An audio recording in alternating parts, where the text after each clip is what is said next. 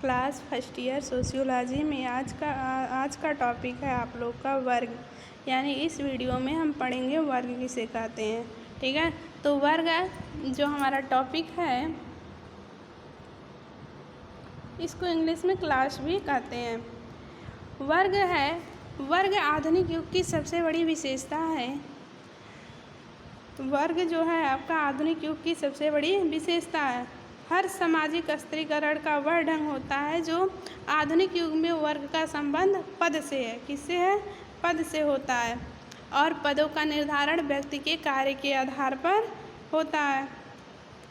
तो सामाजिक स्तर के प्राचीन आधार आज समाप्त हो रहे हैं। आज धन का अत्यधिक महत्व हो गया। व्यक्ति आमदनी और उसकी मनोवृत्तियों में महान परिवर्तन हो गए हैं। 100 वर्ष पूर्व इस सिद्धांत का प्रतिपादन किया गया था, लेकिन आधुनिक युग में वर्ग का संबंध किससे हो गया है? पद से हो गया है। और पदों का निर्धारण व्यक्ति के कार्य के आधार पर हो गया। तो इस प्रकार कार्यों की समानता ही वर्ग का आधार है। बात करते हैं वर्ग की परिभाषा की। आगवन और नेमकाफ कहते हैं कि एक सामाजिक वर्ग उन व्यक्तियों का योग है जिनकी किसी समाज में आवश्यक रूप से समान सामाजिक स्थिति है। यानी आगवन कह रहे हैं कि एक सामाजिक वर्ग उन व्यक्तियों का योग है, यानी जोड़ है, जिनकी किसी समाज में आवश्यक रूप से समान सामाजिक स्थिति है। यानी उनके एक जैसा उन लोग का एक समान उनकी स्थिति है, इसलिए उनका एक वर्ग का निर्माण हो रहा है। बात करते हैं लाइब्रेरियन की, तो एक सामाजिक वर्ग स्पष्ट सांस्कृतिक समूह है जिससे संपूर्ण जनसंख्या में एक विशिष्ट स्थान या स्थिति प्रदान की जाती है। यानी एक सामाजिक वर्ग स्पष्ट सांस्कृतिक समूह है जिसमें संपूर्ण जनसंख्या में, यानी पूरे जनसंख्या में एक विशिष्ट स्थान या इसकी स्थिति प्रदान की जाती है। बात करते हैं वर्ग विशेषता की।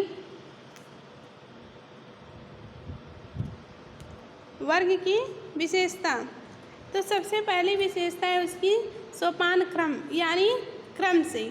समाज में एक से अधिक वर्ग होते हैं। एक वर्ग से समाज नहीं बनता है, बल्कि समाज में अनेकों वर्ग होते हैं। ठीक है, जैसे आपका विद्यार्थी वर्ग, अध्यापक वर्ग, प्रशासन वर्ग, श्रमिक वर्ग इत्यादि।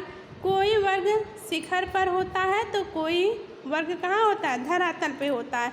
तो ये क्या है? ये क्रम है। यानी समाज में एक से अधिक वर्ग होते हैं। इन वर्गों का एक क्रम होता है, सीढ़ी दर सीढ़ी। ठीक है, जैसे विद्यार्थी, फिर अध्यापक, प्रशासन, फिर श्रमिक वर्ग।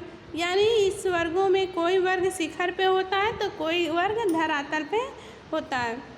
बात करते हैं दूसरी विशेषता की, तो निश्चित सुविधाएं। वर्ग के सदस्यों को कुछ निश्चित सुविधाएं प्राप्त होती हैं जो अन्य वर्ग व्यक्तियों को नहीं प्राप्त होती। यानी कुछ ऐसी निश्चित सुविधाएं होती हैं जो किसी वर्ग खास के लिए होता है, वह सभी वर्ग को वो सुविधाएं उपलब्ध नहीं होती हैं। तीसरी विशेषता जो है आपकी वर्ग की, वह है श्रेष्ठता और वह हीनता की भावना। यानी सोपान क्रम के अनुसार एक वर्ग के सदस्य दूसरे वर्ग के सदस्यों के प्रति अपने आप को या तो श्रेष्ठ समझते हैं या अपने आप को उन वर्गों के से हीनता की भावना रखते हैं। ठीक है, यानी जो हम सोपान क्रम में जाएंगे तो उच्च वर्ग मध्य वर्ग भी होते हैं, तो उसमें उच्च वर्ग अपने आप को श्रेष्ठ समझेंगे अन्य वर्गों से, और जो निम्न वर्ग है वो अन्य वर्गों से अपने आप को निम्न समझते हैं। ठीक है, बात करते हैं चौथे वर्ग की विशेषता जो है वो है वर्ग चेतना। मार्क्स कहते हैं कि वर्तमान युग में सामाजिक रचना की जान, इसका प्राण वर्ग चेतना है। अगला है आपका पांचवा वर्ग संघर्ष। जब वर्ग चेतना अपने उच्चतम स्तर पे पहुंच जाती है तो वह क्या होता है? तो वह वर्ग संघर्ष में परिणत हो जाता है। संसार का इतिहास भी वर्ग संघर्ष का ही इतिहास है।